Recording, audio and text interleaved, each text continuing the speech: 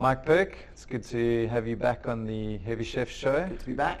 We are, I think this is the first interview of the year, so we're very privileged to have you, having you in the hot seat once again. No one else is back from holiday yet. I know, and we've been inviting everybody, but they just said no. So, I mean, thank you for the one guy to say yes.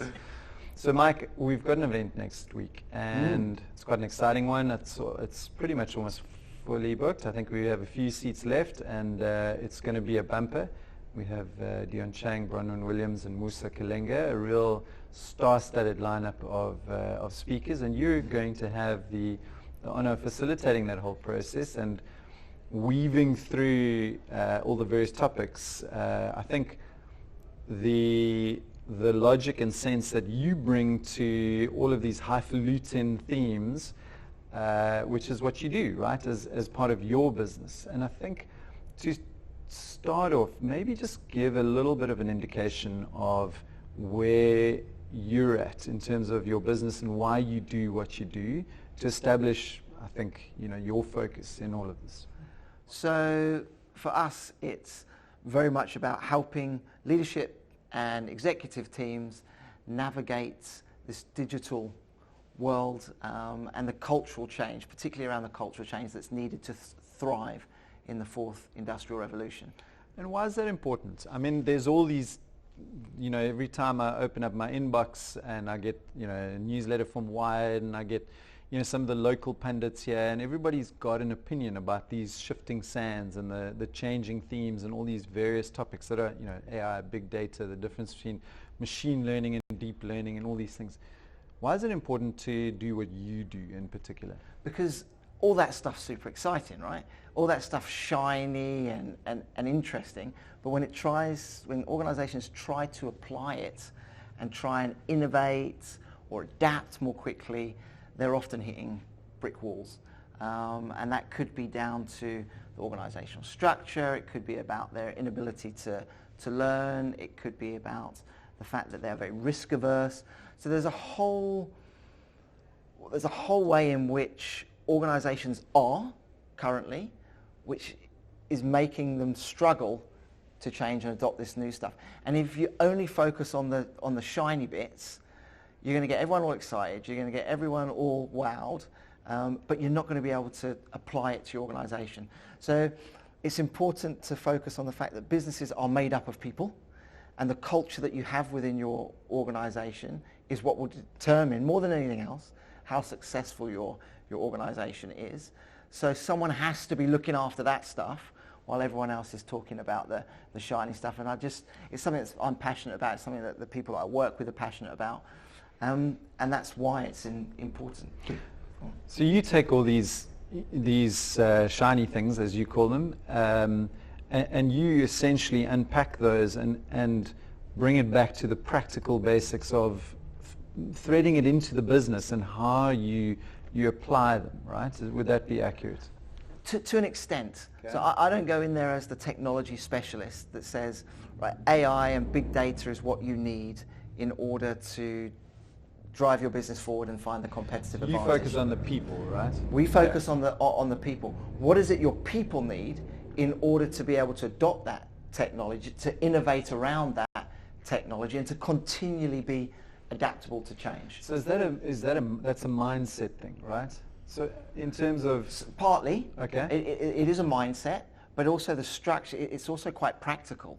There are structures that one can put in place that create the right environment for that mindset to thrive. You could have a bunch of people that have that mindset, but if your organization structure doesn't allow that to flourish, it's not going to grow.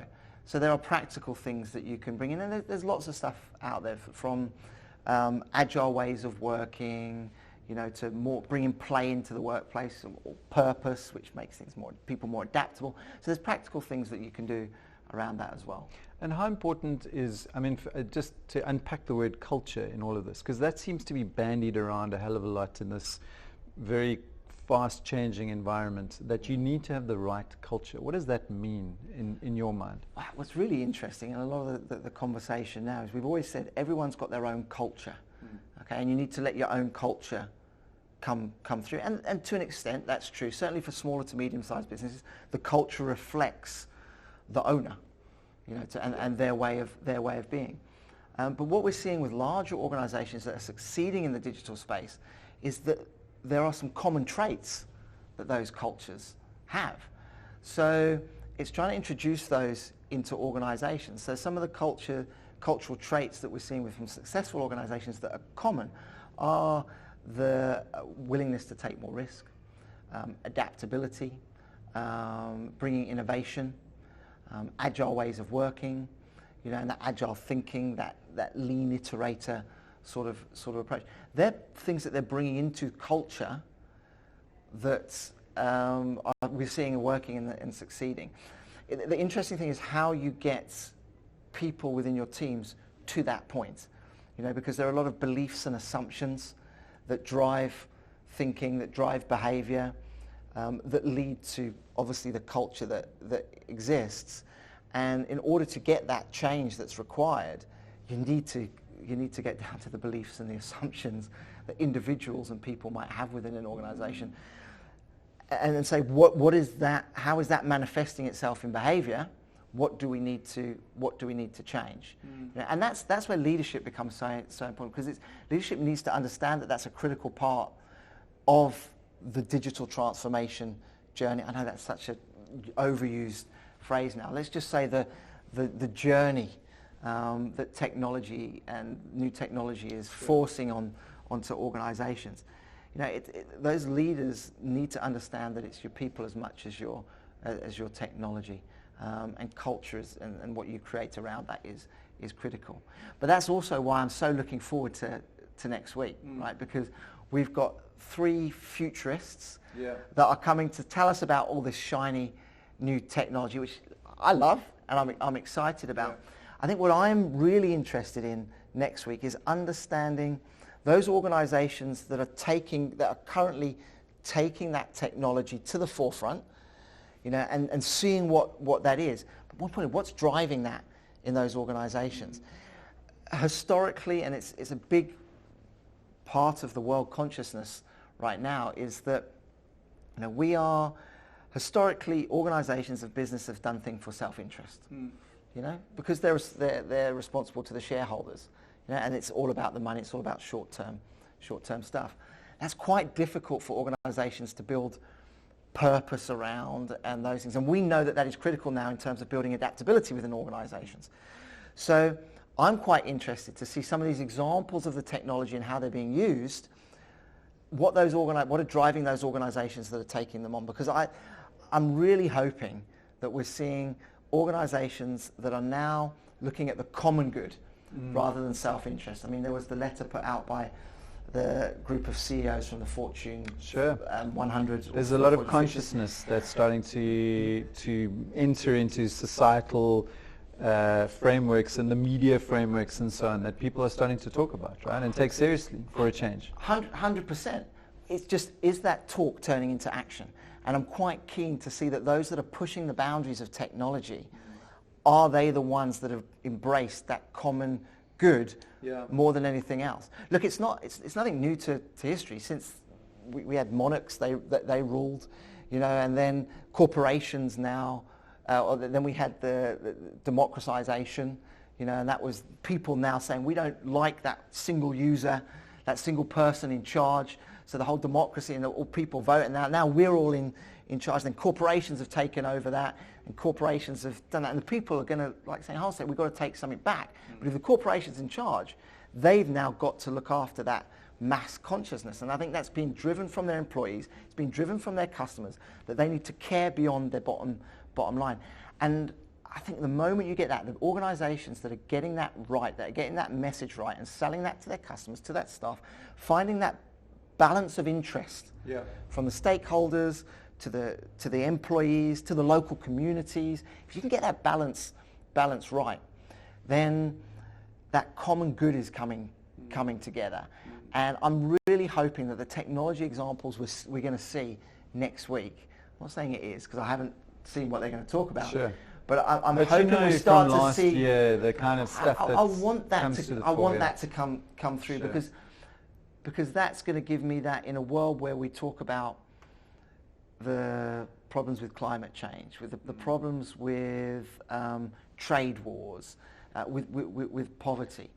If organizations are starting to find uses for technology that are looking at the common good, look, there's many people tell you it's too late for the climate, but Al, we've got to give it a go. We can't just sit here and go, okay, it's too late. We can't be Donald Trump saying we're all, everyone's talking about this is rubbish and all that lot. You know, I'm just hoping that the technology that's driving that is good. Look, the other thing from a technology perspective, now I'll get into my geek stage rather than the people side, is I'm quite interested to see what is happening with what I would call the base level of technological change, the things that are going to that I see are going to accelerate it more. So quantum computing, 5G, how cloud is working and adopted, and those things, because those three things suddenly give you the processing power, the speed, and the expansion for all the other things, AI, blockchain, machine learning, all those robotics, all of that works off that base. Sure. So I'm quite interested to also, from a personal perspective, how has that developed in the future and where we're going? How are we seeing that foundation? Because that, for me, is the critical part for real acceleration. But that's more the geeky side. And Mike, I mean, just lastly in closing, I just wanted to touch upon something. We speak a lot about the stuff that we should be doing, and looking at examples of where we can pull together all these amazing topics and use them as opportunities. And you've had this extraordinary view of having worked with all these blue chip companies across the world and so on, and consulting with leaders who are fairly extraordinary people themselves. I actually wanted to ask you, out of sheer morbid curiosity, are there any salient mistakes that are starting to come through that we could warn our audience around? Some of the things that may have popped to the surface repeatedly, or some of the things that you warn people against that are easy, common red herrings or mistakes that you see being made in this day and age. The best answer that I can give to that is where an organization or leader positions its organization in terms of where they're at the wrong place. So even me talking about adaptability and risk averse and all this sort of stuff, for some organizations they're not even there. That is not what they need to be doing, right? So an organization and the organizations we work with, view them as a living entity. So the first thing, if we as human beings, the first thing that we need to do to survive is we need to get our physical state right. We can worry about spirituality, we can worry about all of that stuff. But you know what? If we're not eating food, if we are not getting the shelter that we need, if we're not looking after our own, it doesn't matter. Yeah, the bottom of the pyramid. You're going to die, right? So some organizations find themselves in this place where they have to knuckle down with what I would call the physical well-being of their organization. And that's the money stuff. Yeah.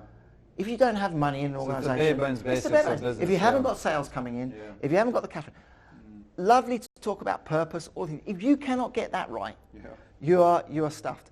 Once that and some organizations, they're struggling there, so they start to worry about the spiritual well-being of this and that, and they spend all that effort there. Or get distracted by the shiny things. Yeah, get distracted by the shiny. Get that bit right first. And then you have other organizations that have actually moved beyond that, and they need to now move to the mental well-being, the spiritual well-being of their organization, of their teams, of their people, of the greater stakeholders. But they're stuck down here looking at the numbers because that's what historically they've done. They are not going to move forward. They are not going to succeed because they haven't realized that they need to move beyond. So I say that's quite a common mistake that I see, is understanding where you sit. Now, if you're a leader, view it like a human living entity and draw that parallel. And that's a quick and easy way to go, actually, we need to be here or we need to be focusing. Yeah, there's some simple health checks that you can it's a make. Health check, right? Yeah. It's fitness. Yeah, maybe for that's sure. a good way of looking It's like if you get your sales and delivery sorted, there's no AI or deep learning in the world that's going to save you, right? But anyway, Mike, thank you very much for that. I'm really looking forward to next week, I am and as it's going well. to be super fun.